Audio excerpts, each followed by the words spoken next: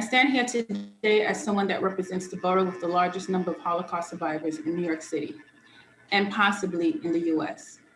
As we know, the numbers of living Holocaust survivors are dwindling and their stories of perseverance are getting lost with time.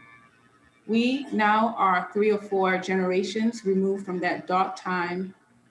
We cannot allow the Holocaust to be just another event to be studied in the history books.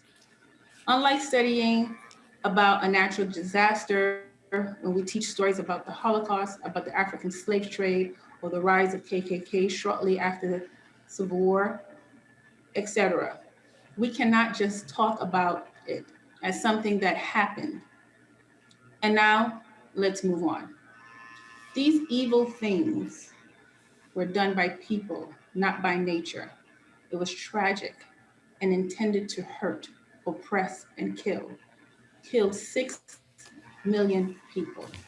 We must today, in 2021, take those lessons of a time where intolerance of someone that looked different, prayed different, or believed different led to barbarism.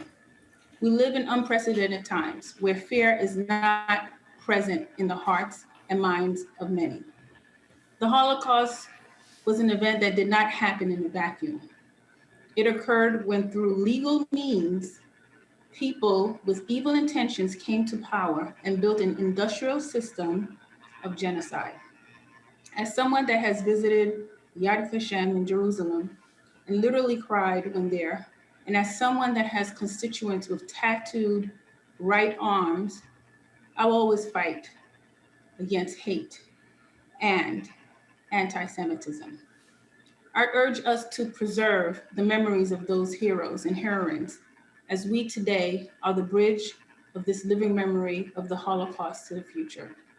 Let us unite and say no to hate in all its form. I encourage my colleagues in supporting this resolution on Holocaust Remembrance Day. Thank you, Mr. Speaker.